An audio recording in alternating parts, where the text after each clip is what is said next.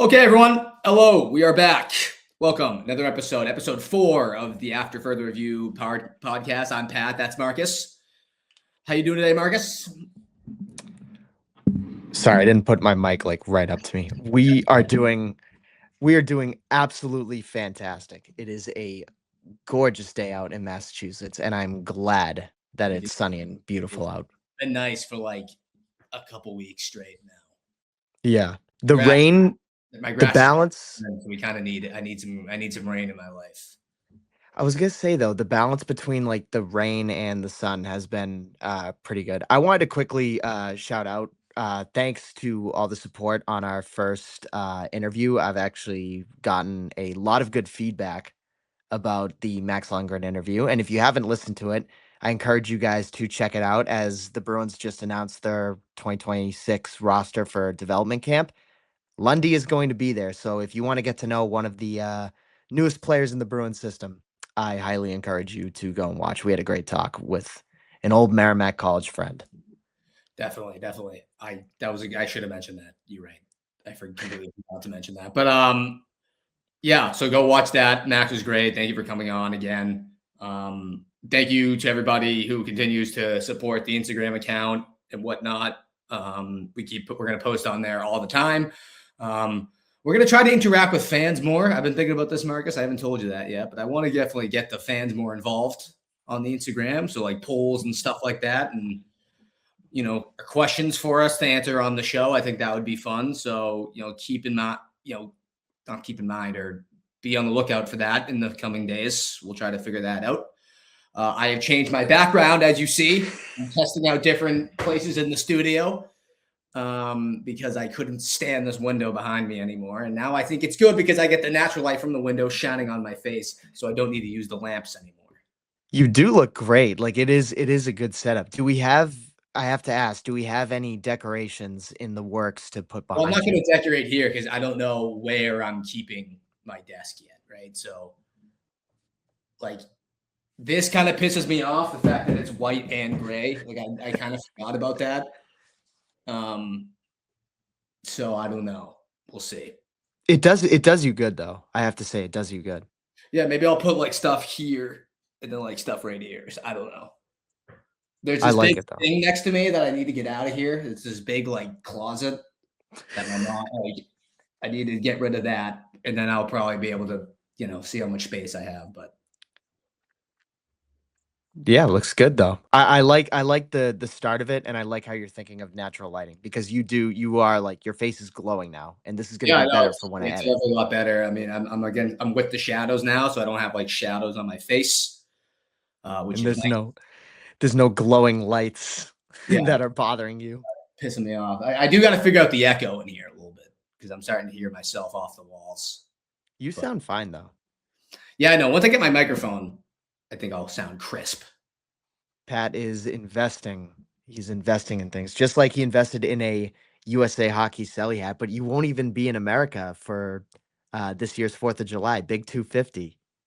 Yeah, I know. It's kind of crazy, to be honest. It sucks. That doesn't suck. I'm going to Italy, but you're wearing this hat probably over there. I I bought an impulse buy on TikTok Shop the other day. I haven't bought a thing off the TikTok Shop in a while, but I saw. That was that's the impulse buy? No. This is my Oh. brother. I stole it from him. Oh, okay, I see. Um, I bought a red, white, and Bush Light shirt off the TikTok Shop. We gotta see that when you get it. I'll go get it. Should I go get it? You should go get it. All right. You I'm should. out. Intermission. Cut right now. I want to show you two things too. So for the people who are, hold on. This is going to require some editing. So I was going to propose to Pat. Obviously, we're all wearing like silly hats, but I was going to propose to Pat if you guys are watching on the camera wearing one of these because it's like, but he's not going to the south of Italy. I'm from the south of Italy, so when the Selly guys gave me this hat, it was like perfect, Okay. right? And then there's of course this one. You see these two hats that I got? Yeah, the Italy. I mean, I've seen the Italia hockey one forever, and then Malty Coast you've been wearing. Right. It's sad you're not going to the Amalfi Coast, man. It's a beautiful spot. All right, ready? Yes. Big reveal. Oh, that's amazing. That's a great shirt. Oh my god. Yep, that's perfect. I saw that. I was like, I want it, and I got TikTok shop is amazing for those kinds of things. it. Yeah. Now it's like there's a bunch of beer shirts on my feed. I want all of them. Like Michelob Ultra has an American flag, and I'm like, I want that too. So, is that going to be part of the shirts that you're going to pack for Italy? Have you started? I would imagine so. I have not packed it all. No, definitely got it. Are you like a person who packs like in advance? Like you try to make sure like everything is Maybe like listed out. my mom packs about 3 weeks before her trips. I'm not one of those people, but um, I tend to do it. Like I leave July 1st. I'm sure June 30th, 31st. Is there 31 days in June? I can never remember.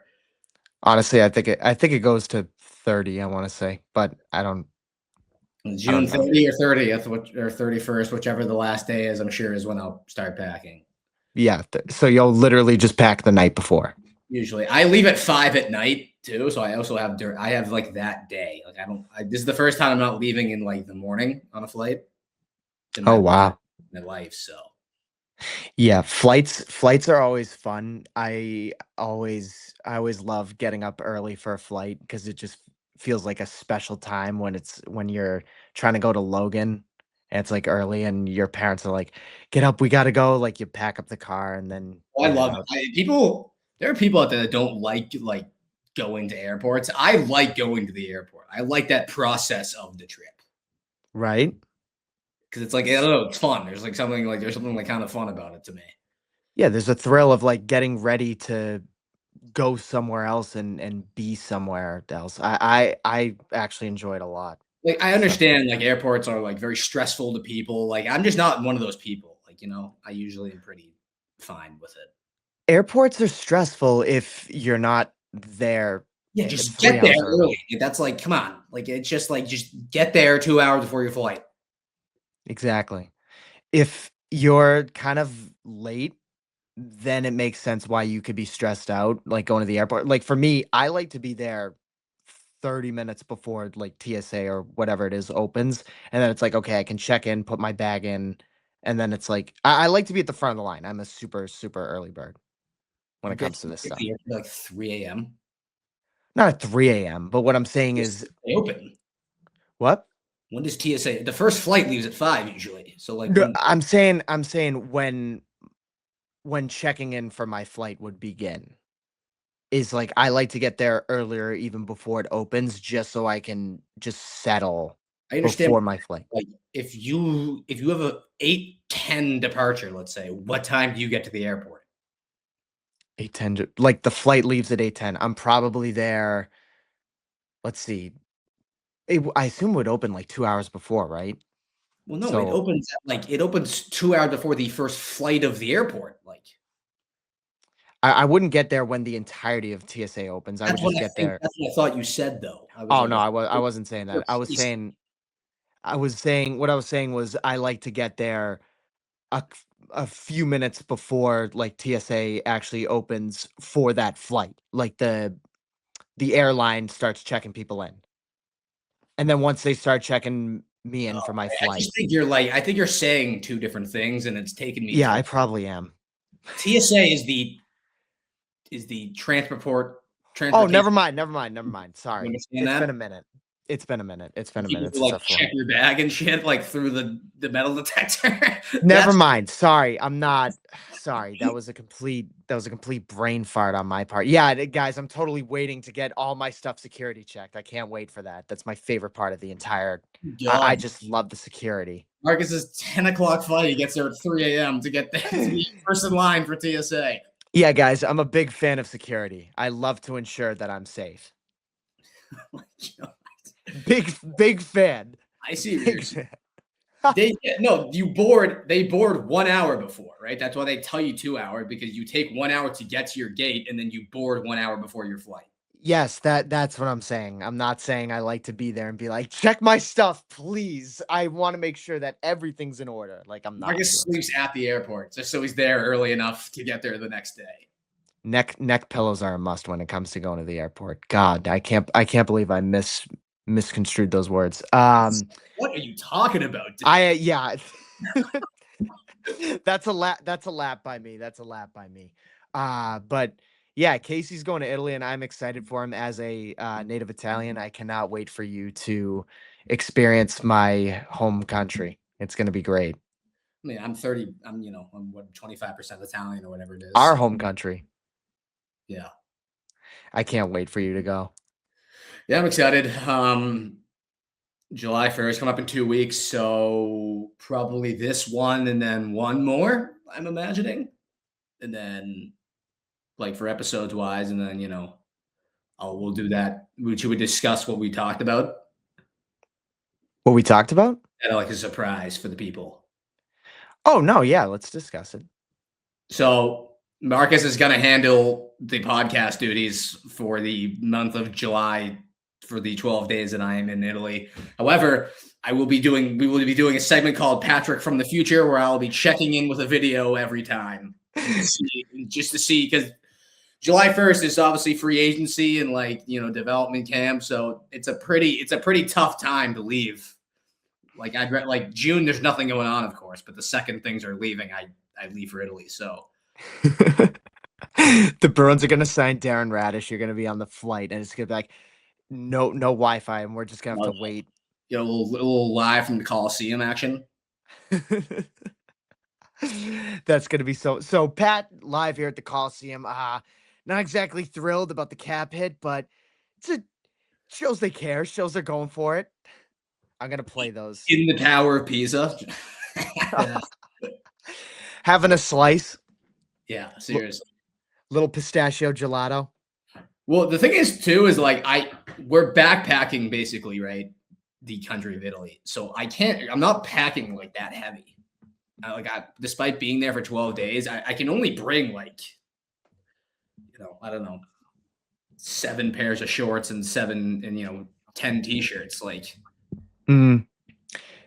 I was gonna say, be ready for. Obviously, you're gonna want to buy something when you go over there, but just yeah, it gets hot.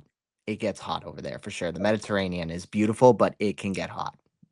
So Yeah, but with the World Cup going on, everyone's saying that it's way hotter over here. But my buddy just went to Italy and he said, I don't know why people think that it's hotter in Italy. I no, I mean the last time I went, I was in like middle school, but yeah, it does get hot though. And the thing is though, in Europe, it's a really confusing big question mark over my head. AC is not exactly a priority in Europe. So just I was hearing about this because everybody, with the World Cup going on, we can talk about that if we want to for a little bit. But the World Cup going on, the Europeans have invaded our country, and they're getting used to American stuff, which is awesome. But the hydration breaks has been a big thing, right? In these games that they're stopping soccer for the first time because no one can handle the American heat, which, it's probably because they want commercials for America. exactly. It's the ads. People were saying right, the first game was in Miami last night, and people were saying that was probably necessary because that's outside and it was 98 degrees or whatever. Easily. But if you're in an indoor stadium and the place is controlled temperature wise, of course FIFA mandated it. Like they have to do the Right. It's not that's the thing I should say is we didn't ask for this. You know what I'm saying? Everyone's oh, America. It's dude, we didn't ask for the commercials to be there. Okay. FIFA mandated it. Yeah. So the way I see it is they're just trying to get a few more ads in, and it's not for me, it's not the worst thing in the world, but soccer is one of those sports where it's supposed to be continuous. Yeah. Then again, as we get into the later stages of these games, it's going to get hotter. So I do see the reason for it. It's not even July yet, people. Okay. You guys think it's hot now. Just you wait, man.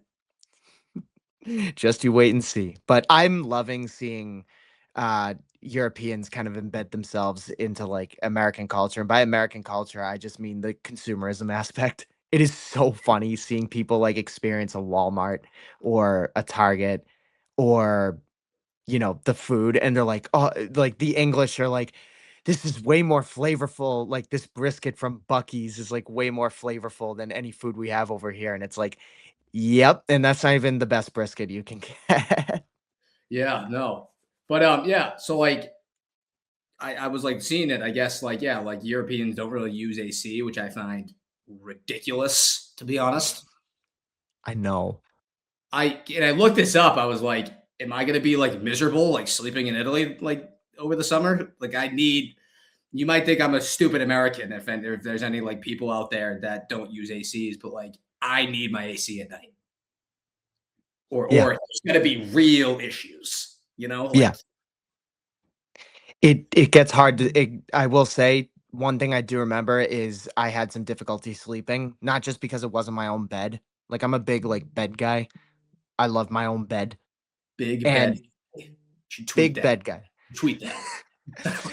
And not only does it take a lot for me to get comfortable in another bed, but it's also okay, if I don't have like a nice room cool temperature and it's hot out, I'm miserable I trying to need my like room to be like sub 60 to be honest. yeah, it Like has to be cold. you just can't even breathe like when it's hot, man. It gets really bad. And then the sweat puddle comes in and it looks like Dagobah after the fact. you you wake up, you're trying to tug the shirt and just like give yourself some air. The fans are a must. But I I don't know if saw you're it up, and I guess Chat GPT told me that like what's it called? Or not Chat GPT. What's the Google AI thing? Claude. I don't know. No. I don't really use AI that much. Well, no. When you look something up on Google and it gives you the AI overview. The oh my god, why am I blanking on it? Gemini. What is it? Gemini, right? Yes, that's what it's called. Gemini. Gemini told me like I guess most like hotels and like public resident tourist areas have them. AC. And I was like, all right, thank God. Yeah. Yeah, you'll be fine, but I assume you'll be walking a lot, you'll be outside a Yeah, lot. it told me though, actually, it gave me a great tip, actually. So thank you, Gemini. It said, but they do often like when your hotel door closes for the day or whatever, they off like the AC shuts off for the entire day until you come back in at night. Hmm. So like you got to keep that in, like if you come back if you're out all day and you come back at like 9 to go to bed, it's gonna be like a sauna in your room. You better hope the hotels work in your favor with those ACs. So I was like, all It, right, so it was like giving us tips like how to like you know battle with that. yeah, fans. Fans are definitely a must. Yeah, yeah, probably. I don't even Get know. yourself a I gotta fan. get like I gotta like order stuff for that too because they have different like outlets over there and everything and Oh yeah. Oh all this yeah. stuff. So I gotta get ready for that. I can't even believe that it's like almost here. Yeah. It never hits me like when I'm going away. I don't know about you. When I'm going away, it never hits me till about like a week before. It's like, man, in 1 week I'm going to Italy now. So maybe you should probably pack a little bit in advance now that you're talking this out. At least that's what it sounds like to me. Nah, it's fine. Well, if Pat's not prepared until the day before, he'll definitely be prepared to send out some videos on I'm not after further review. I'm never a big like, oh, I gotta pack, you know. Just shove everything in the night before and you'll be fine. Yeah, that's like yeah, it's all going to the same place at the end of the day. You are a man who goes with the flow. All right. We talked 20 minutes on traveling. Great conversation. It is that time of year. All right, Marcus. What we got in the bees today, kid? What do you got for me? I just wanted to talk about like we always discuss hypotheticals. I think it's a huge part of, what we do, especially when the off season kind of like moseys on along. And the Bruins have technically speaking have lost out on I'd say two big names in the running, right? Because we What had was it with Robert Thomas? What happened? I didn't even. Did I miss something? so it was reported by Andy Strickland that the Blues have retracted putting Robert Thomas on the market and that you should expect him to be on. And you already mentioned this to me last week. I know you're shaking your head that anyone can be traded anywhere. It's like one of those things. But something that I really wanted to discuss with you is, the Bruins' opportunity to pounce on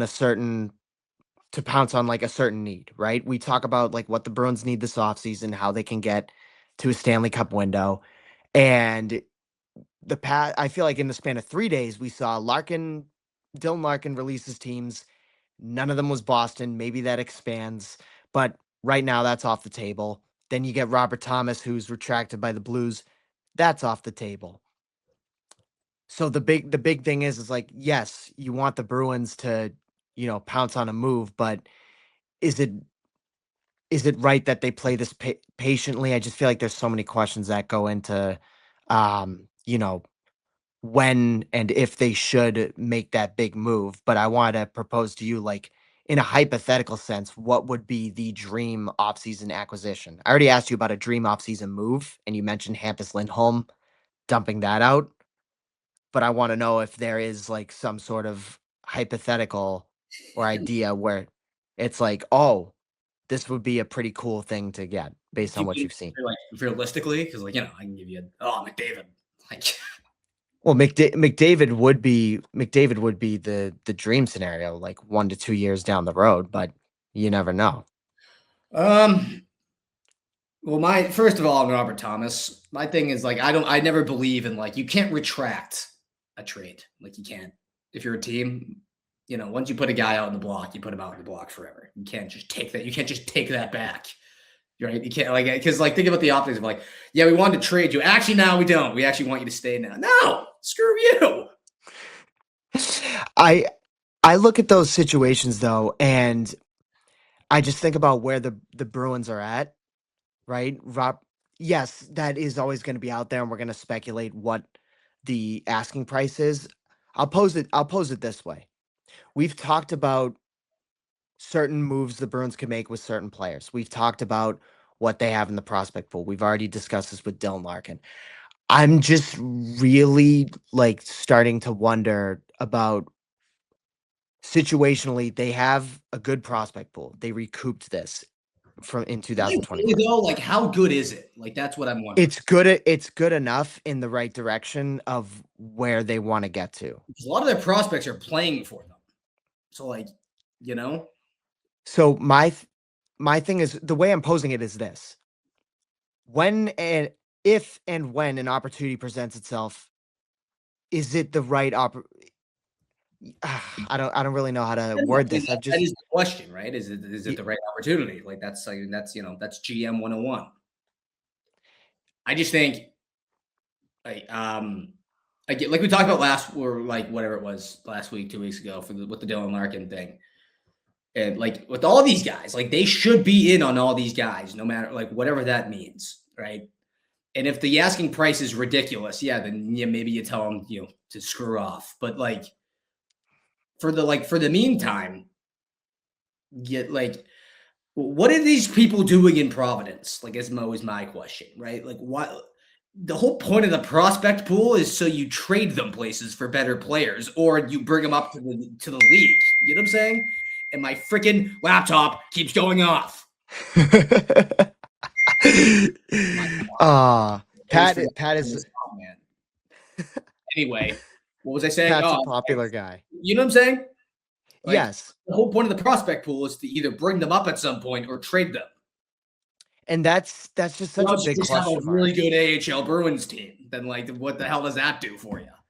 So that's like one of the biggest question marks for me when I look at a bunch of these prospect pools because I think one of the biggest thorns in the Bruins side for the past couple of years, especially in the early 2020s, was the fact that while the core was aging, there wasn't anybody, you know, coming up to replace them or anybody funneling in through the system that the Bruins looked at and said, "Oh, that player's ready." So Now that we have that, and now that the team has moved back into a position of like, okay, they're starting to win again. What do you do with these players? Which players do you assess that you think can help you in the future? I look at that and I just say like it would be ideal for the Bruins to, make a win now move, but as you said, like the asking price, if it's too astronomical, like pull that back. Ideally, and I wrote this in the notes, this is what I'm going to explain. Taylor Hall just won the Stanley Cup, okay? And it just made me think about when we traded for him back in 2021. I remember where I was for that trade. I don't know about you. But what made the Taylor Hall trade so awesome was the fact that he said to Buffalo at the time, he goes, "I want to go there." Taylor Hall was a highly valued player. He was making $8 million that year, right? This is that was a former MVP, not far off from it. The Bruins getting him for like a second round pick, and I think it was Anders Bjork. Am I forgetting anybody in that deal? I didn't even like look at it. Star. Yeah, Lazar came back the other way with Hall. So Yeah, looking at I don't even know. I think it was like a bunch of picks and stuff. it was like I want to say it was Bjork in a second, but that's an ideal those packages, like we've talked about how the Bruins need to get uncomfortable in like making a trade. I just don't know if or I think for them situationally, when you look at a dream Well, I'm just thinking about that now. Sorry. what? Where the hell is Anders Bjork right now? Where? I honestly don't know actually. Now I'm that I just think about. sorry, like I didn't mean to cut you off with that. I'm just thinking about that. No. Like, who the hell does he play for? RG, pull that up. We need a pull up guy. We'll figure it out. All right, yeah. So I'm just trying to think. I've talked about how the Bruins should get uncomfortable, but given the lack of what is it? Plunder in free agency, the lack of who's available, is it really wise for the Bruins to get uncomfortable and make a trade for a player that, you might overvalue based on the weight of the market? I just saw a trade proposal on from like The Athletic where it was let's trade for Vincent Trocheck and you deal 2 firsts and Matthew Poitras. Like, would I exactly want that package going for Vincent Trocheck? Probably not. is Vincent Trocheck going to score 50 goals for the Bruins? Because I'm certainly not giving away 2 firsts for the guy. So that's the biggest thing I'm trying to think of is unless a player says like dictates, I want to come to Boston, that plays in the Bruins' favor of we don't have to give up much in a prospect pool. You asked, is the Bruins prospect pool really that good? We value it that way because we haven't had it like this Yeah, I was before. gonna say it's better than it's like ever been in the last decade or whatever, but I don't like how great is it? Like, I don't know. Because you're killing all these players' value, by the way. Like they understand that, right?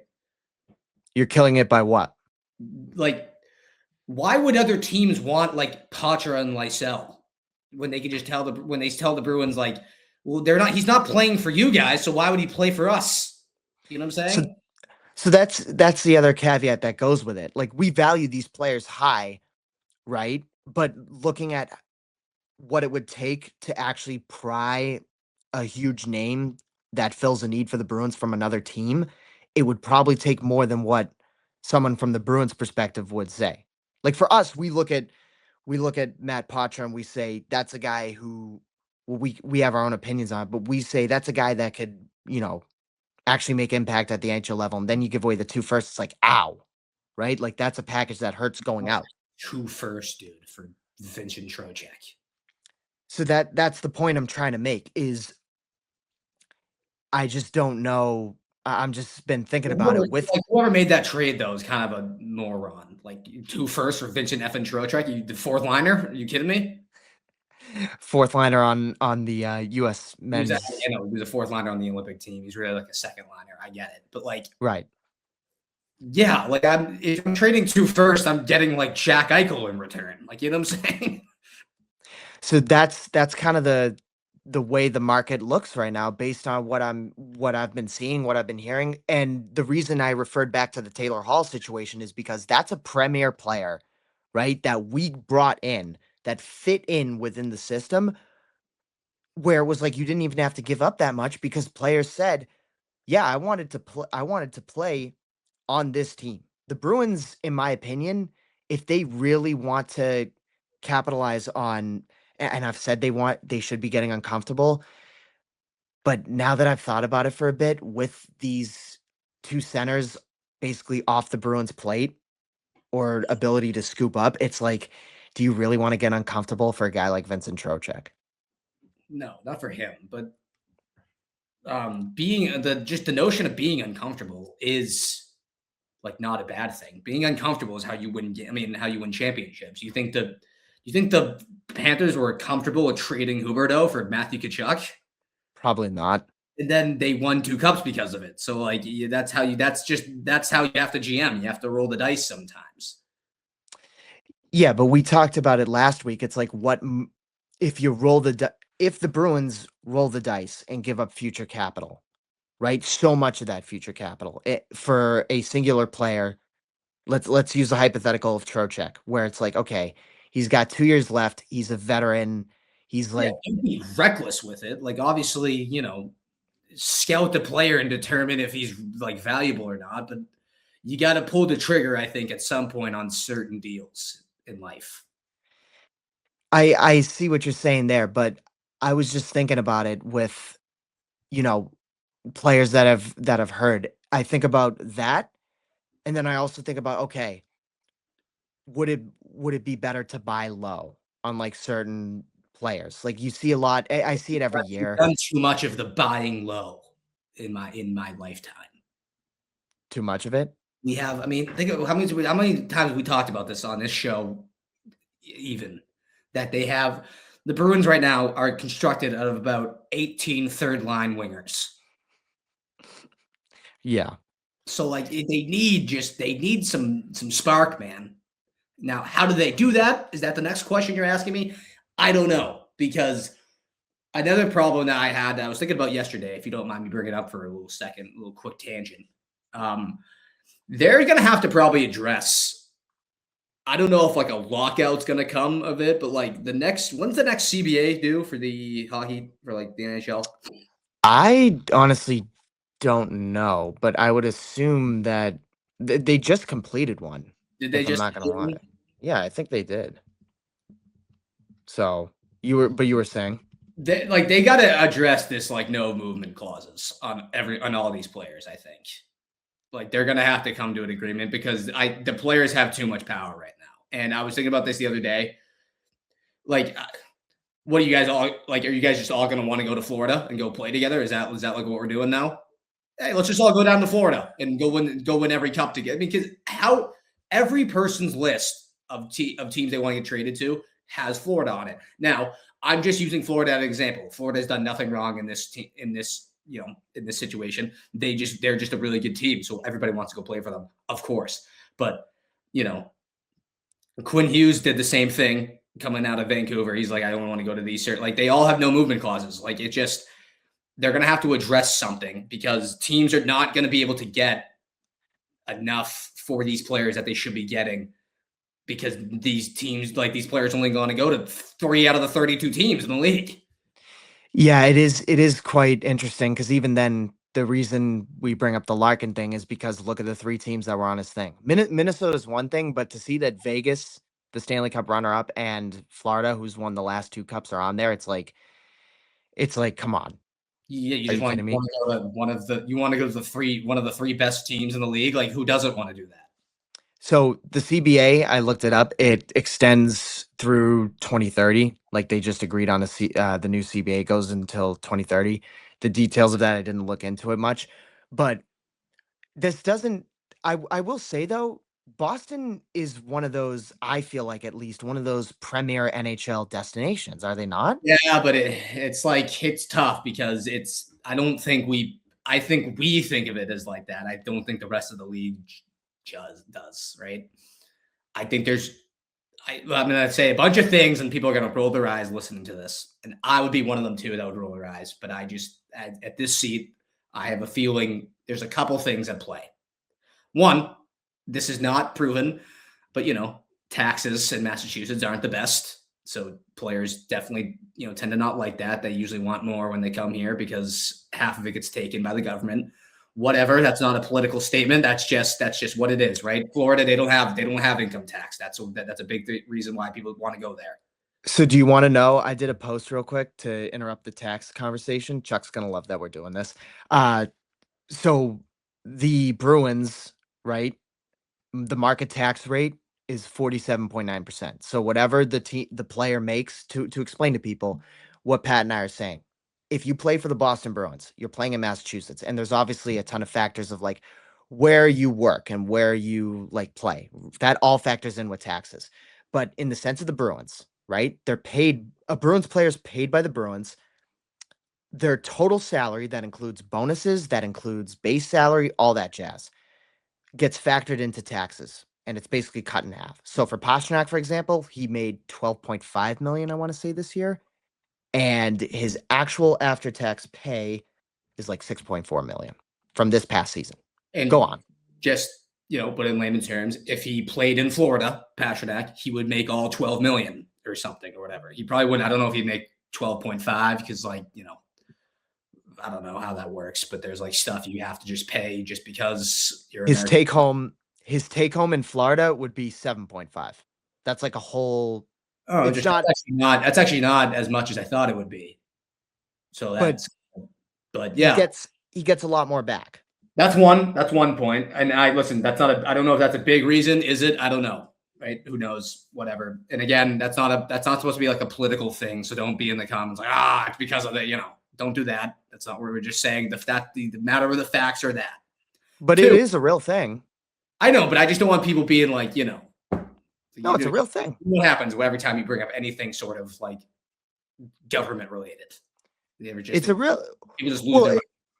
it's a factor that kind of seeps in. I will say to this, when I was younger, right, I would look at what players would get paid. I'd be like, oh my God, Pasta makes this much money. That's cool. And then I found out taxes, like how much it actually impacted, especially here in Massachusetts. It was like, whoa, like that's crazy. And then you look at the difference between like how much Marner makes compared from when he was in Toronto to where he is now in Vegas.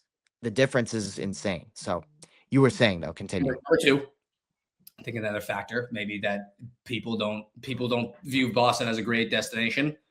The pressure here. Minnesota's one thing. I bet you there's probably pressure up there because that's a hockey, it's a hockey state and a hockey city. Is there pressure in Florida to play though? Do you think? It doesn't feel like there's pressure. It just feels like there's more. When It they're good, feels people talk about them, but when they suck, does anyone care about the Panthers down there? no. You look at. I look back to the Matthew Tkachuk when they like did the NHL face-off thing. Like he's driving around a golf cart. I feel like for so many players, like seeing that and seeing everything that these players get to do, it's like who wouldn't want to go there? There's a difference, eh? All right, there's a difference. People care down there. I'm not one of these people. Be like, I'm not. I mean, I used to be because Florida fans were making me angry during the playoffs a lot. But I'm not one of those guys that are like, oh, freaking Florida doesn't have any hockey fans. I know that's not true, right? That building sells out usually every playoff game, which is fine. But there's a difference between caring and like having pressure to win, right? People care about the Panthers, right? When they win, it's great. They go party at the bars all day. You see all the videos and like everyone's lifting the cup. It's like, it's a freaking time. However, Elbow room. Last place like they did on the Atlantic last year, did anyone say one thing about the Florida Panthers? No. Yeah, nobody was really focused on it. The Golden Knights, the same thing. I don't know what the Vegas sports market is like, but I'm guessing they don't have a ton of pressure to win over there.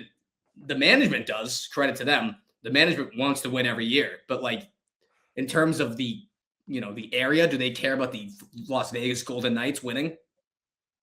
The pressure, you do make a good point that management gives it to them where it's like if they're not performing, it's that management in Vegas is ridiculous. But yeah.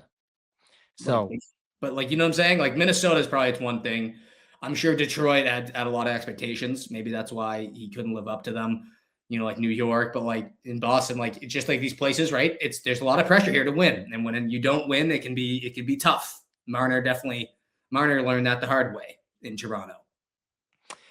I see to your point with that, but I'd be remiss if I didn't say that I feel like it's a Boston's one of those locations where, yes, while you're like, oh, the pressure's there and everything, it's an original six franchise. I'm just looking at the positives here. Boston's I'd say it's more up and coming in terms of like the area, like what to do around the area compared to, some of the Midwest markets, so to speak. It's cold. I don't know. I mean, hockey. I certainly don't think hockey players care about the weather. Um, I'm just trying to think, and like, But yeah, what convince is that we don't exactly win every year. So like, why would people want to come here? I'm just trying to think to this conversation, right? It is certainly, I feel like it's definitely becoming like an issue with players only wanting to go to certain places. But what do you kind of sell to players to convince them, "Oh, you Well, should come to Boston"? I don't know. I mean, you have to make them. I mean, money. Money talks, right? As they say. That's the big one. I Um, feel like Pastrnak, like the intrigue of playing with Pastrnak too is like a huge aspect. Like, would you not?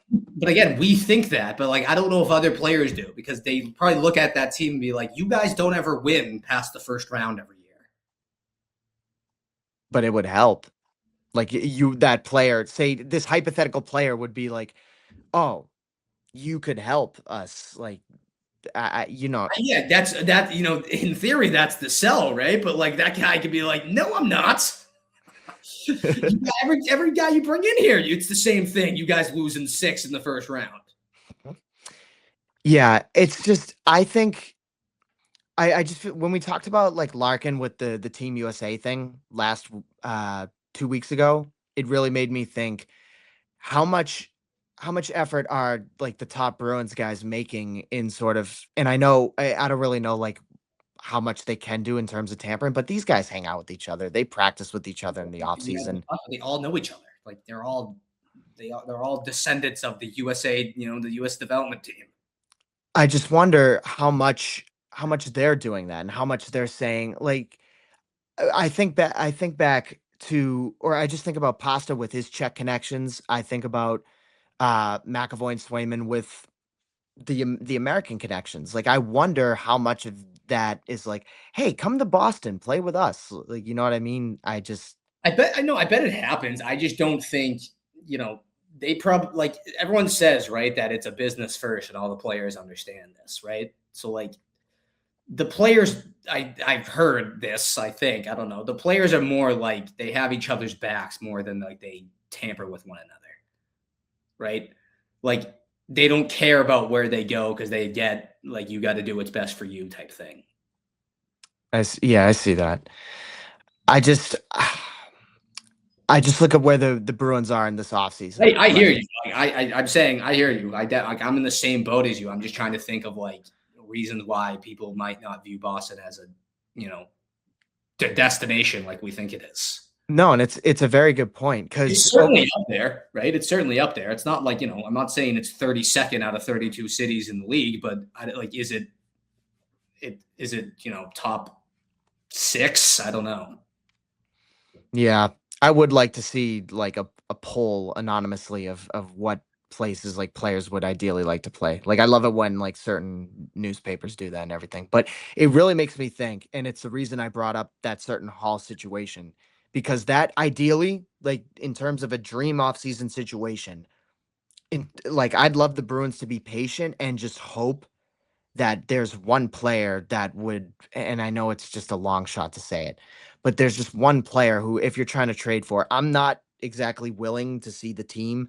I'll mention this real quick. I haven't heard anything on. I don't think you have. I haven't heard anything on Peak or Arvidsson in terms of like whether they're gonna sign. That's a whole nother conversation. But I just want to say, like, in the free agent market, I don't know if I'm willing to see the Bruins spend their money there. I'd rather a player openly say, "Oh, I want to go to Boston in a Yeah, but trade." Marcus, that's not going to happen, dude. I know. You gotta open the checkbook if you want players to come here. I mean, that's Yeah, but again the internally check. we like to think that people like to come here, but the guy from I don't know from Manitoba, Canada, doesn't give a crap about Boston. You know what I'm saying? Like, Well, to get out of that cold, I definitely think they would. Yeah, or but I that kind of weather. will go to Dallas because they're paying me 10 million. You're paying me 6. Like, you know what I'm saying? Yeah. And when I going back to it, when I mentioned the buy low thing, I mean like a younger player who's like a restricted free agent that a certain team that's building up doesn't see a fit for that player, that kind of thing. Another So Morgan. that kind of thing, but also think about in the Duck situation, looking at the Bruins' new assistant coach hire, like McIlvain. That guy is considered the Ted Lasso of hockey. And don't roll your eyes. What I does that think that's even mean? you haven't watched the full show. Yeah, I've watched the show. What does that mean?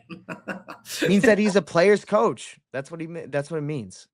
Yeah, the fertilizer guy. I'm like, what the hell? Someone just Everything all good? yeah, no, I have a lawn right here, Yeah. and it's like night. My window's open, and somebody on like a I don't know, like a mower or something just skated by, and I'm like, what the hell are you doing at my house? And I'm like, oh yeah, it's the fertilizer. Yeah. All right, we're good. Continue. We're all good.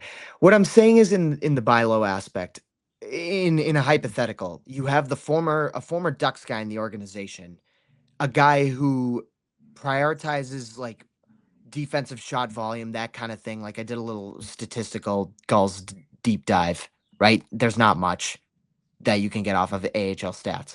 But when you look at that situationally, maybe you can get a guy like Zellweger, like a buy low option where you say, okay, you didn't get much time in the playoffs, right?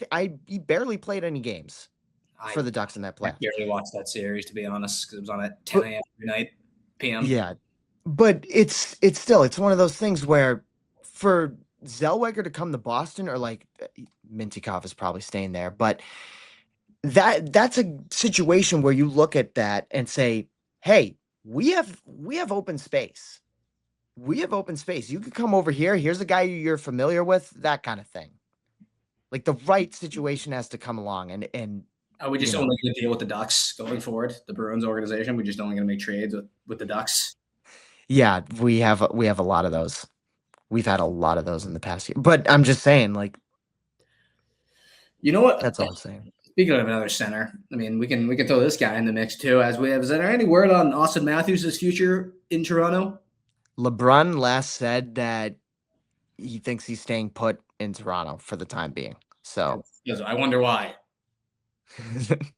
he's got a chance next to play next to McKenna or Stenberg. I'd take that opportunity too. Ridiculous.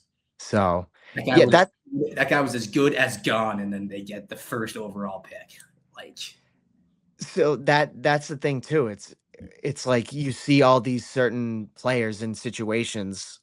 You just think about, oh, what if one of them said, yeah, like I wouldn't want to deal for Trocheck, make that deal for Trocheck, where it's the two first in Patra, and then Matthews is all of a sudden saying, oh, I want to go elsewhere. well, I You know what mean, I mean? the Toronto Maple Leafs would never even pick up the phone if Don Sweeney called them. So, like, they're Especially after the Minton thing. reading with Yeah, I me, know. but yeah, like they should just like what you said. If you're gonna trade if you're going to trade 2 firsts for anybody, right? You might as well call the top teams in the league and ask about their best players. Like, you know what I'm saying? Easily, that should be the case. So that's why when I wrote like, what is your dream Bruins offseason acquisition? I remember like 2 years ago, Pasternak was like, real quick. Pasternak, I remember him. He was like, "Oh, I'd love to play with Draisaitl." Like, imagine that. Then And now you have.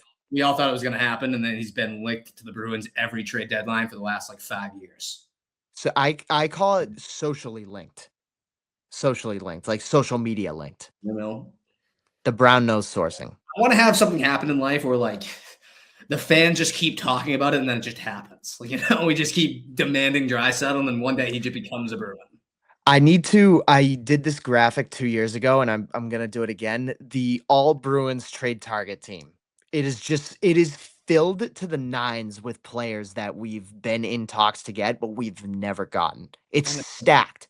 We always like who's the other guy we're always just talking every deadline, and he never gets moved, and we always talk about he's a great fit for us. So it was On the defensive side, it's like Jacob Chikrin, Noah Hannafin. Then you Yep. get Patrick Kane, Steven Stamkos. There Like was Kane was in Martin. there for a while, right? After he left Chicago. Oh, go get Yep. Kane.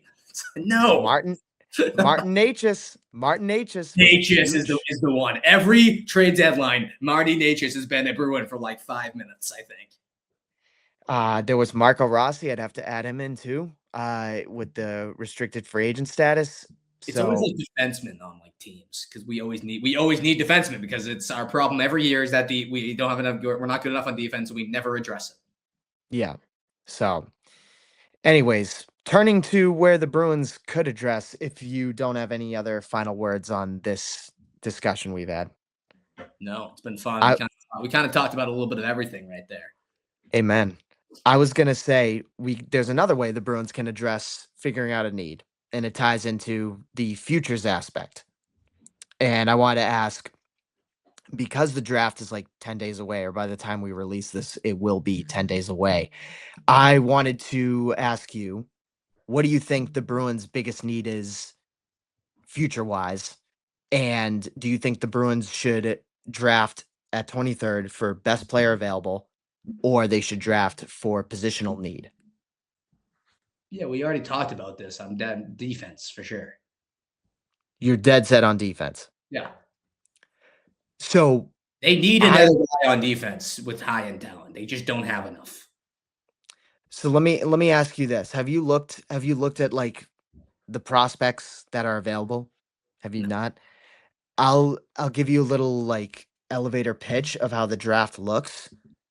That the draft is top heavy in 2026. There's a lot of guys that are top like the I have def heard, Marcus, I've heard that for 10 straight years that the draft is top heavy in the NHL draft. no, the defense is top heavy. Like a bunch of top end defensive guys are supposed to go early.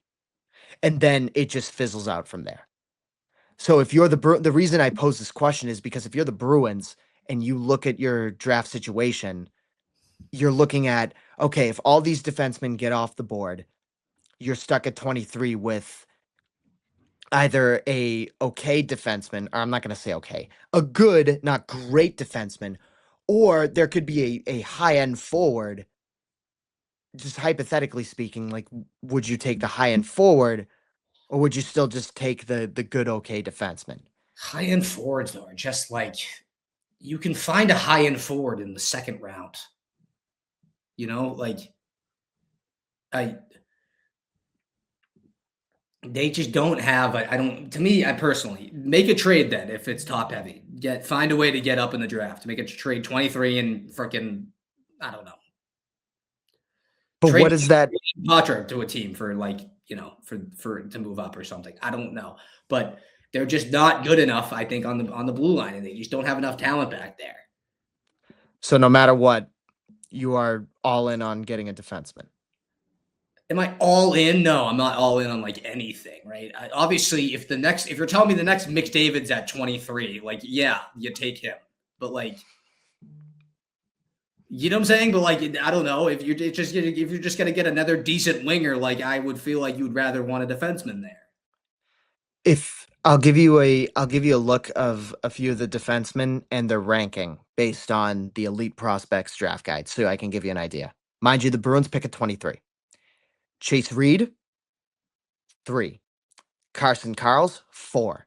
Daxon Rudolph, 7. The Bruins talked to him, by the way, at the combine, per the Boston Globe, but he's like a top 10 pick. Malte Gustafson, 10. Albert Schmitz, 11. Keaton Verhoff. I don't know how he's 12th on this list, but because he was supposed to go like top 3. Xavier Villanueva, 13. Ryan Lynn, 15. And there isn't a defenseman that's listed again until you get to like 22nd. But Everybody needs defensemen, man. everybody needs defensemen. So that's why I was trying to ask you whether you think they should like do this draft for need or not. Because I personally think like if you have somebody fall to you, like a Lynn or a Villanueva, you take that guy. You never bank on that ever. I'll never bank on somebody falling to you at 23. Yeah. Because chances are they're going to look at you. Because I mean, teams do this all the time. They look at the teams that behind them, and be like, "What are their needs?" And like they take that guy because they don't want him taking that guy. So what is it? So what is the trade up? So what is it? You said Patra. You're just willing to move futures for like a future pick. Is that? Well, he is Patra a future. I mean, he's been here 5 years now, and he's played like a season. I think it goes back to like how we value the prospects and everything. I'm just saying, like, when I look at the draft and I just look at how this is supposed to fizzle out, I think if I were the Bruins and you're a team that wants to continue to build up your pool, I mean, like, yeah, you could take a high end forward in the second round. I don't know. I I just mean, look at how the many of name. these players, Marcus, are going to be ready anyway? Yeah. So do you trade the pick entirely? Yeah, I mean, you could do that too, right? You trade it for an established guy. I mean, that maybe could be fun. It's just, I don't know if I really want to trade. I don't know. I'm not a GM, so it's just like Yeah. you can do it a bunch of different ways. I just think they need to address defensemen at least like a couple times this offseason, not just one guy in free agency. Like they need a couple things because again, we've talked about it. They take a center basically every pick. Or a forward that can just mold themselves into a Sucked center. at replacing centers for like 100 years. So I understand you had to take centers every single first round pick, but like you can't do that anymore. Hmm. And if you do trade the pick, or I feel like if you're gonna utilize the pick, I do agree with you that they do need to build up their defense a little more.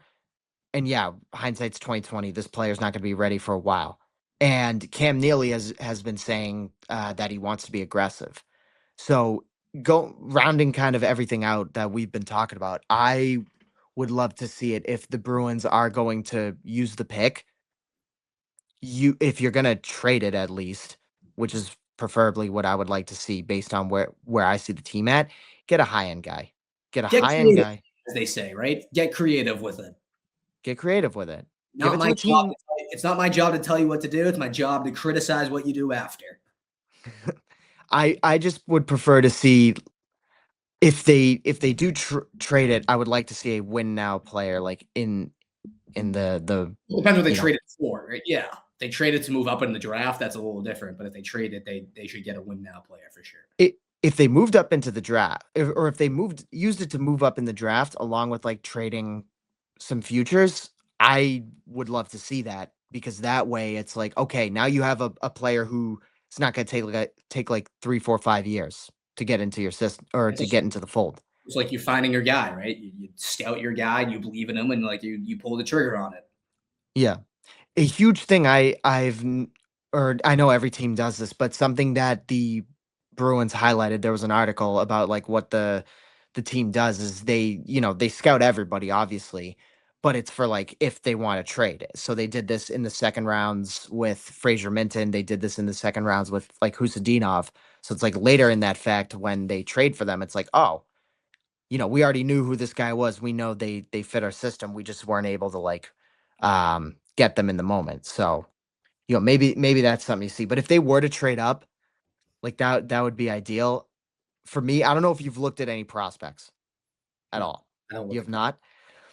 There's this French kid from the QMJHL, Villanueva, one of the guys I mentioned. He's he is such a high-end offensive defenseman, and I've loved that. watching. Where's he play? He plays for the Armada in the QMJHL. Where is that? Uh, Texas. Blainville I don't know how to say the name. It's definitely French, but he plays in the Q. Um, and he's just super highly talented. He's offensively just gifted. Yeah, And I he's on. He plays on the 400-foot range. and it's well, the Q. It's not like the 400-foot Swedish rink when we had the Anton Frundell I don't conversation. even know like what like. There's so many leagues, dude. Yeah, well, the QMJHL is the Quebec Maritime Junior. He's compared himself to Lane Hudson, and that's all I need to hear. The Bruins need a guy like that on defense. He's compared himself, or people compare him. People compare him, and I want to say he's compared himself to Lane Hudson. If he's Lane Hudson, that's a home run ball. So good luck, kid. Lane Hudson's like already like a top 10 defenseman in the league. So I'm hoping I'm hoping that if we were to get a defenseman, that would be the case. Like that's you get an offensively gifted defenseman in any capacity. So, like Felker on this, like I don't know. Casey's not a draft guy. Foreigners scare the hell out of me, man. They just do. Casey is very, for people who need the perspective, Pat is not a draft guy. We could do a draft board and anybody would be it would be the same thing. Because most of the time, like the guy doesn't even play for your team for like 4 years. Like I said. You know what I'm saying? But like, you know what I'm saying? Like, why should I care about a guy in 2026 if he's not going to put on the Bruins jersey till 2030? Because you need guys who can funnel up through the system and be ready. Who knows what we'll be doing in 2030, man? Like maybe, like I don't know, maybe an asteroid hit the Earth by then. I have no idea. That's why I don't really take time to concern myself with that. Who knows where we'll be with this podcast at some point? Seriously. Maybe we take Villanueva and I come back to this and it's like, oh, would you look at that? Look at how he's turned out. Well, you never know. Mm-hmm. So and like I don't know. Drafting is just always brutal. At some point, though, I'm going to need you to put together your list of your 10 favorite names. Yeah, I told you I'll do it by names. Yes, that's how for the people listening, that's how I rank prospects, by their name and how much I like them. Name grades are everything, because if you philosophically speaking, if you have a catchy name or just like an easy name to say, like an A tier or a B tier name, you like obviously it's going to look good on jersey. You would like to see that. Like some of these names are pretty cool in this draft, but you'd have to go. The Europeans, man, just scare me because I just feel like they're never good enough to play here. I mean, you always find the wrong Europeans too. Is my problem. Like we seem to never find the right ones. Well, we're gonna have to see what comes of that. But anyways, that's what I got on draft talk. I just know it's 10 days away. We haven't talked about it before, and next week I'll do the name board. We'll do the name board. Bet. Yeah. All right, Patrick Casey's top 10 names to look for in the draft. I'll say we'll be much. We'll call it like based on how it would look on a jersey. Yes. So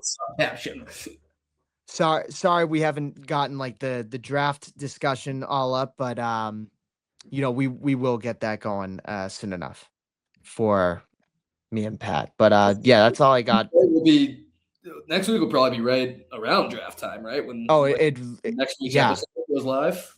Yeah, it would be like 3-4 days before then, so easy pickings. But yeah, I'm excited for the draft based on the possibility of like the moves that could be made, because literally while we've been recording, 2 moves have happened in the NHL. Vegas is not retaining Tortorella, and Toronto just made a trade with Philly. So moves are happening. Moves are happening. For the 2027 or he won't be returning as head coach. I just saw that. Flyers, is that for like the 27 first round pick, right? Because then we have to keep tabs on that. No, it was a player for player like package deal. Okay. So there's no word in the 2027, right? Toronto hasn't decided what they're doing with that. It's believed that the pick is going to be a 2028 for us and a 2027 for Philly. Toronto gets to decide that, right? They do get to decide that. They're not going to pick us, to be honest. Yeah, probably not. Yeah, that's all I got on the Bruins. Really? Yeah, I mean, unless you have anything else on it. No, just let us know, guys, what you guys think. What the Bruins should do in the draft coming up in a couple weeks. Just any thoughts quickly on the final? Oh, the final was obviously I've already mentioned it before. Best Stanley Cup final that I've seen in a while. Yeah, I mean, once we said it, right? I mean, games 5 and 6 weren't like outstanding, but games 1 through 4 were pretty box office. For sure. I did enjoy how it ended up. I'm happy, especially for Taylor Hall, like seeing him finally get a Stanley Cup. Love Taylor Hall, huh? I do love Taylor Hall. I do love It's Taylor just Hall. He's why great. though? Like that's the way I've always like wondered like why you like. It's not like he's like been a big like this big like winner everywhere he's gone, man. He's just one of my favorite players ever, ever. I've loved Taylor Hall. That's out of nowhere. I'm sorry. How's it out of nowhere? You just love Taylor Hall Keep just all of a sudden. keep the no, not all of a sudden. Keep the tabs. When the Bruins acquired him back in 2021, I was the happiest man alive. And then when they extended him, I was like, this is the You were greatest day happy ever. because they got a former MVP. You weren't happy because they got Taylor Hall. Like, Well, that's part of what Taylor Hall is it not? yeah, but he got a freaking. It was a pretty ridiculous MVP. I'm sorry. I mean, if you remember, look at that year in him in New Jersey. Like, didn't he win it with like 90 points? He's an MVP, man. Yes, he did. It was 93 points. Yeah, it was a weird year in the NHL that year, and he led New Jersey to the playoffs, which they lost in 5, by the way, once they got there. Still, I just love Taylor Hall as a player. He's just one of my favorite hockey players. He's just like I love Taylor Hall. Like I do. there. I do. Simply put, I do. I really do. No, I am happy for him too because I think that was a guy that like just had a bunch of kind of had a bunch of stuff go wrong at the beginning of his career, and he kind of he was able to kind of climb back out. Remember his time in Buffalo and how much of a disaster that was? Exactly, dude. It was really I just back throughout his career, like that's a guy who's just been in so many different situations throughout the NHL for a first overall pick too. And when the Bruins dealt him to Chicago, I was like, "Oh, this is it for him. He's just kind of gonna build up Bedard and whatnot." I And then want they dealt him to Carolina, and it was like, "Okay, wait, he has a window again." I wanted like I want to say he was like fine with Arizona, right? Like he wasn't terrible. Yeah, he was good. It was like him and Kessel. I remember during that. Yeah. That was so Did fun. they make the bubble playoffs? They did. They Yeah, did. It right. was the first round. They got Yeah, eliminated. and then he got 8 million from Buffalo, and it was just like 1 year. didn't they win like 10 games before they traded him at the deadline? Like it was just they were just like horrible. They were bad, and then he said, "I wanted to go to Boston." I remember Buffalo took half the salary, and then Taylor Hall just went off with us, and it was a great. Yeah, I'm trying to think. I don't really remember where I was for the Bruins. You asked me that. Where was I for the Bruins trade? I don't really know exactly. Like, I want to say I was in school probably, but I remember I watched his first goal as a Bruin on a flight coming home from Florida Wasn't it? It was an overtime goal, right? against the Islanders. Yeah. So awesome. It was so awesome. What a time. Why, the Bruins needle in my pants moved a little bit when he scored that. I'm like, oh man, Taylor Yeah. Hall's coming to play. I just remember seeing him in the reverse retro jersey, and I was like, I need that. I need that. It's a perfect Bruins And I jersey. saw him. I saw him score 2 playoff goals against the Islanders. The first fun fact: I was at the first game after COVID when they allowed fans back into the arena. Oh, yes. I remember these stories. Or I want to say he scored one of the. Pasternak scored a hat trick in that game. I've seen both of. How many? I've asked you this too. How many playoff hat tricks does Pasternak have? I want to say it's 2. One against Toronto, one against. Live. Witnessed both live. Unbelievable. I witnessed both Pasternak playoff hat tricks live. And then I think, did Taylor score? He might have just scored the empty net goal. I don't remember. Maybe I'm vague on the empty net goal. Yeah, that was probably the best game I've ever been to. I mean, that was ridiculous. Oh, and remember when we went to the Senators when Duncan took us out for the Senators game? Yeah. That was also a Pasternak hat trick that you witnessed in the building. That's Yeah, 3. that was playoffs though. But yeah, I did. That's right. He did score a hat trick that night. For people who have no idea what I'm saying, Duncan gave me 2 tickets to go to a Bruins game, and it was against the Senators. It was Like 2 years 23-24. ago. Yeah, it was 23, 24, the centennial year. And Pat and I brought Pat along when I was getting to know him. We got in the loge seats, and it was a great game, great time. All of that. It was so fun. Yeah, no, I've seen quite a bit of games in my life. Seen quite a bit of Pasternak greatness. You know what we need to do? We need to get another company to take us out to a game so we can Yeah, have another Pasternak hat trick. as I say every year, sponsorships are available. We're brought to you by nobody at this point. So if whoever wants to be the first one to hook us up, I mean, Duncan would be unbelievable. I mean, I don't have like too many like Massachusetts like kid things in my life. If I was Kid, sponsored by Dunkin' Donuts, I think I would like die happy, to be honest. when you say kid things, what do you mean? Like everyone, like when you're a kid, like everyone dreams of like, oh, I want to play at the TD Garden, like I want to play in front of Fenway Park, like you know what I'm saying? Like there's like certain like Massachusetts like stuff. If I Yeah. was sponsored by Dunkin' Donuts, I would like actually like I wouldn't need to do anything else in my life. Yeah, I would literally just be like that. I'm it. That's it. I'm complete. I have to ask you now that you said that. What was you obviously still go to Dunks like once in a while.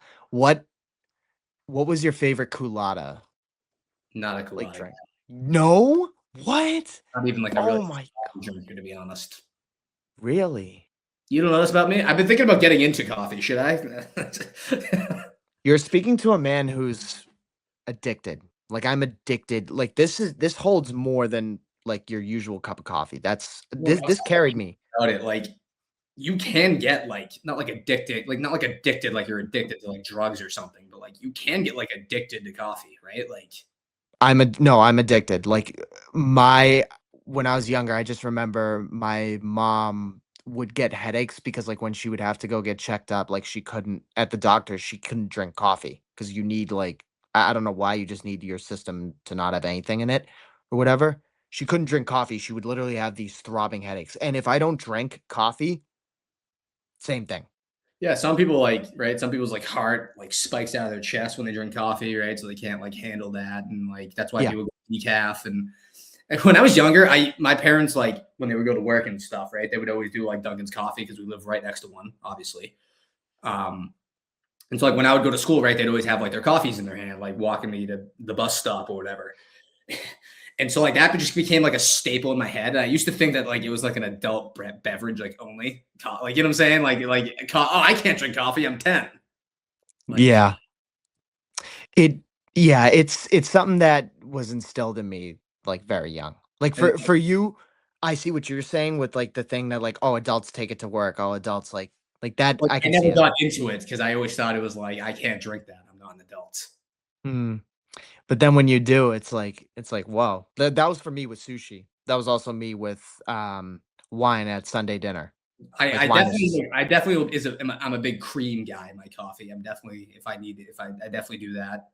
I remember senior week for Merrimack, they had that cracked coffee company come give us, really? yeah, for like one of They'd the cracked? because we had the 9 a.m. like wake up for the yacht thing that we did. Oh, yeah. Um, Yeah. they had like a food for people not like a yacht for people who don't know like my our college paid for this like booze cruise thing that we Cruise, yeah. our senior week. Not like I didn't go on a yacht. Do you know? So it wasn't Pesca making espresso early in the morning? No, I'm not a big espresso martini guy. Maybe because I've only ever had it with Oh, no, vodka. no. Never had it with like just regular espresso. But I think espresso would like kill me. Yeah, like kill you? I'm a big sweet. I'm not like a bitter taste guy. I know, which is so crazy to say because like I drink beer a little often, but like I'm not a big like I don't like the taste of black coffee like alone. For me, I'm just addicted, so I can say both. But I get what you're saying with the bitter part about black coffee. If it's iced, especially now, right? Like having iced coffee during this weather is just peak because it tastes good. You Maybe know what I'll I'm do saying? a coffee review next episode. I'll go buy one and I'll do it live on air. You know what we need to do? And I'm going to say what I've been telling you when we've been texting is when you go over to Italy, not only do I want like your Bruins thoughts, but I want you to start utilizing that Instagram and just be like, all right, guys, coffee review Yeah. or Fuck. pistachio review, this thing. I encourage Pat My to do thing is, some I need to reviews. make I need to make one because selfishly, I just don't want my personal one getting like blown up, right? Makes sense. You have Marcus. I just don't have one of those things. So like, I need to make one, and I need people to follow it quickly, or else like, what am I? You know what I'm saying? Or else like, I'm not going to be doing the reviews. Well, if I may offer a bit of advice, no one's going to follow it quickly unless they like when people come across your stuff, they're going to come across it because they like you. And they're No, I going know to that. I just need to make it, and I just keep like not doing it for whatever reason. we just need to find you a name that's going to stick. You don't And then like Pat when McCarron? I like Pat the intern. If you feel like it fits to your identity, do it. It was just funny because like Felger called me that once, and I was like thinking in my head like, oh, that'd be a cool like Twitter handle. So if you want to stick with Pat the intern, do Pat the intern. I do like Patty on the mic or something. Like I've always thought like that would be like a cool thing, even though I don't have a microphone. What Sorry. the hell was that? That was this. I was playing with it. Dunks was giving out these they were doing like a giveaway for like a cup. I have not used this mug yet, but it's like a to go thing. I ordered a coffee and it was like that. Sorry about that, but you want to be Patty on the mic. Something like that. Yeah, I would have to get a profile picture that would work. I I love would love Timmy K is the guy the guy on TikTok. I love his or his profile picture. It's like the freaking guy from the Misfits. the guy from the Christmas like The mi- cartoon. the Misfit from Rudolph. Speaking of that too, we have to get an intro for the show. We do. We do. It's a very good point. And I want like I was thinking like I want like our silhouettes of like us as like cartoons in it. I think that'd be cool. Yeah, I would like that. I'm like trying to think of it would take for me, especially like if I was editing something, I feel like it would take No, I don't think you could like do that. I think you'd have to get like a professional editor. yeah. But I was also thinking of outros too. Like I might add an outro to this like when I finish editing it. Like I might be thank you for watching that like a little thing to just like have at the end. But yeah, an intro would be cool, but we have to I feel like it has to speak to us. Like it has to be like something we like. Well, So I've already have like ideas for it. Like I don't know, should we say this on the like a record? Yeah, I mean, probably it doesn't matter. But I was thinking like we obviously need a ref saying after further review or something. Like you know what I'm saying? Well, after video review or like I don't know. ooh, I like that. The call on the ice stands or whatever, and then like the intro plays. Like that's what Ooh, I okay. said. Because like obviously like that's like yeah, that's a no brainer type thing. Like Wes McCall, you know, saying like just the audio of him like saying something. Yeah, I Um, like that. I like that. We can make that. stuff like that. We gotta do it. Anything else? Nothing else I got on the docket, but that is these are all things that we can definitely incorporate All right, moving Marcus. forward. I'll leave you with this a little question of the day for you. Oh, To I get love these. some fun. I asked you this yesterday. You didn't really give me an answer, so I'm asking you again. All right, go ahead. If someone came to you and said you're not allowed to intake anything Bruins for an entire season, Oh, you did but it ask this. guarantees them they make at least the East Final, would you do it? So I can't watch them for a whole year. But like you can't even intake any. So like you can't go on NHL Instagram and see a highlight, or you can't watch it. You can't watch it like a recording of a game 3 days later. You physically have to be isolated from the Bruins community for one season, and you cannot watch until the East Final. Oh, So wow. you can even watch one or two of the playoffs. I think I would just be considered a bandwagon if I just did that kind of No, stuff. no, no. When everyone, let's just say hypothetically, everybody knew this was happening, but not really, right? Like no one called you a bandwagon when they found out, but no one knew in the moment this is why you were doing it. So I'd probably selfishly I'd want to say no because I feel like the entire thing of being a sports fan is like you don't know what the team is supposed to do. You don't know like where they're supposed to go. There's like that intrigue, that mystery of how's this team going to perform? Are they going to go above expectations or are they going to below? Obviously, I'd want the Bruins to be back in a winning position, but it just wouldn't be fun for me if I'm just kind of like, There's no guarantee they make the final either, right? It's just exactly. East final. Plus, like this is like I love doing this stuff. Like I love, This is so selfishly for our job. Let's call it. We're gonna have to yes. watch the Bruins because like we're gonna need to make like money from that. You know. Yeah, it's at some point it is like a job that we both want to have. I couldn't do that. I couldn't. But it's just the question kind of comes from the fact that like what is more important when it comes to sports? Is it being entertained or is it the team you root winning? I mean, I'd say both, but I mean, I think that's the entire point of sports is like we watch these competitions and there's the mystery of, oh, which team is going to be better, which team is going to win. Like that's the whole reason we do it. And there's so much that's revolved around it. I would just get like FOMO too. I feel like I don't know if I could do it for like a whole season. With like, oh, Pasternak Hattie tonight. Yeah, it's great. I didn't see So one bit of it. I thought about this when you texted in the group chat. I genuinely nearly do it with every single other Boston sports team. Besides And the yet, Patriots, you watch the Patriots. honestly, this past season, it wasn't really on the TV like on Sundays. I was just like working. I'd just be like listening at times. Football, I think it would be the toughest season to do this on, right? Because all the games are on at once. So it's like, how are you just going to avoid the TV on Sunday? Like, It's impossible unless like you're busy that day. So it's hard. But yeah, I'd say no. I'd say no. you would say, Definitely, huh? it's definitely a question to think about, but I can't do that having the guarantee that they would be good because that just ruins the entirety of what sports like is supposed to be. Like we're supposed to not know what every single champion is supposed to be. It's not like a fixed outcome. Well, it's not really like, yeah, that's not really the spirit of the question, though. I'm just saying it like, right? Like, could you sacrifice a whole season for the greater good of the Boston people?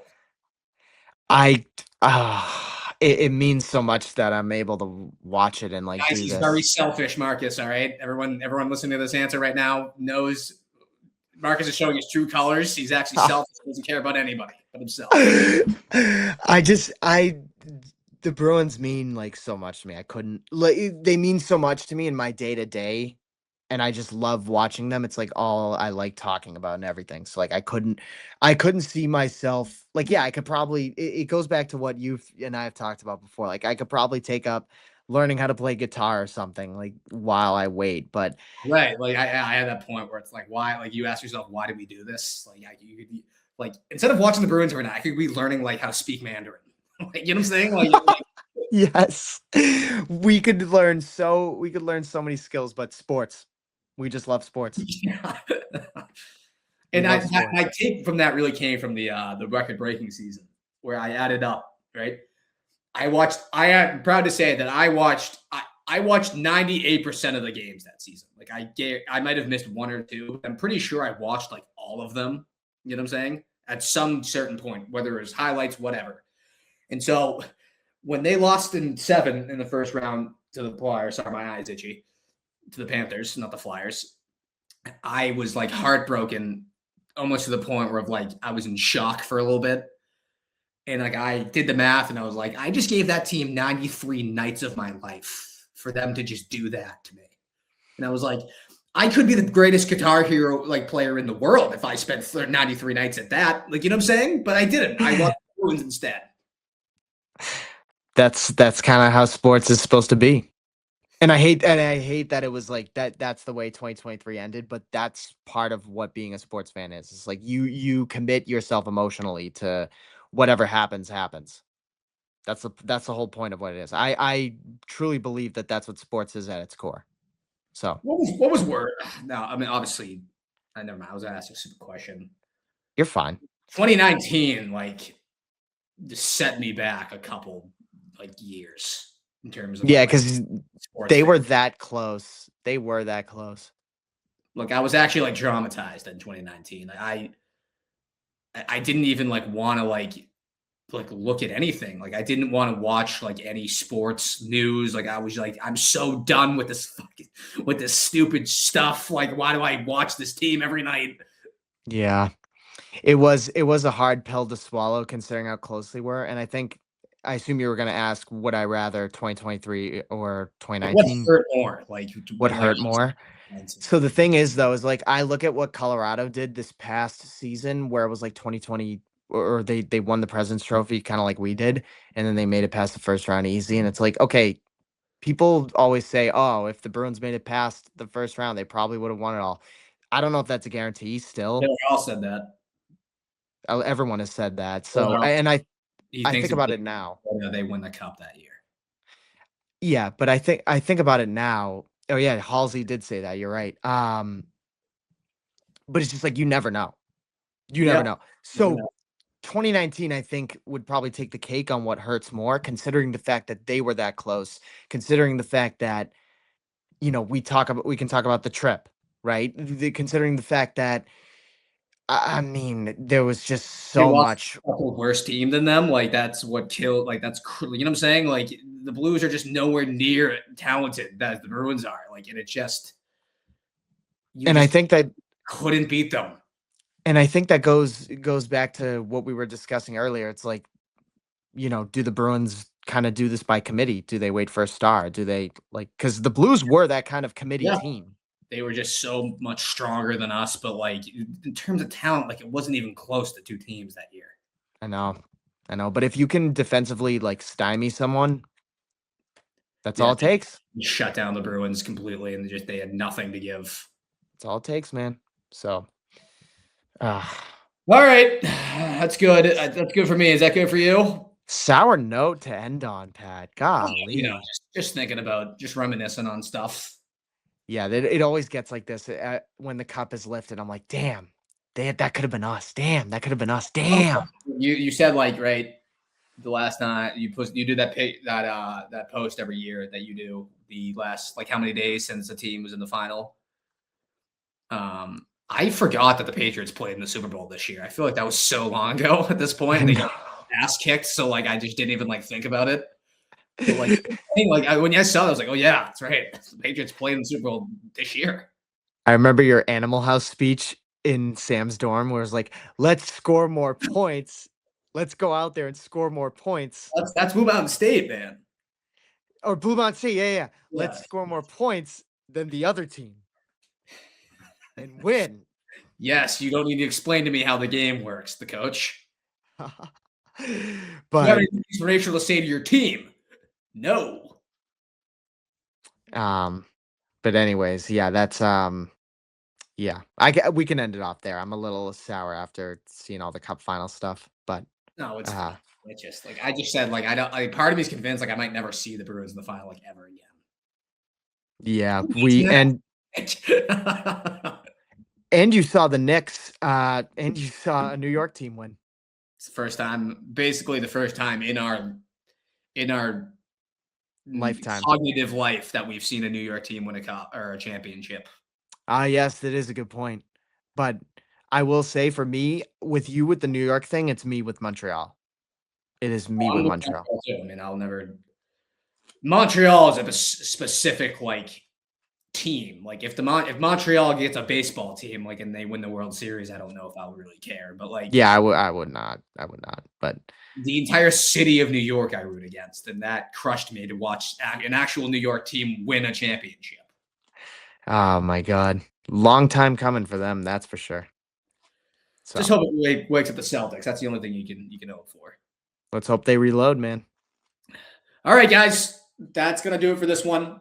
Thank you, everyone, for listening, watching, whatever you're doing. This you can get this anywhere on any podcast platforms that you desire. Right, Marcus? Yes, you can. Have a good week, everybody. This is Tuesday, so I'm assuming it's gonna go up tomorrow on Wednesday. Yeah.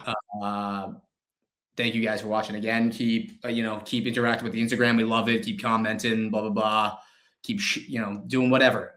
We love it. Appreciate all the support, and we will talk to you guys all next time.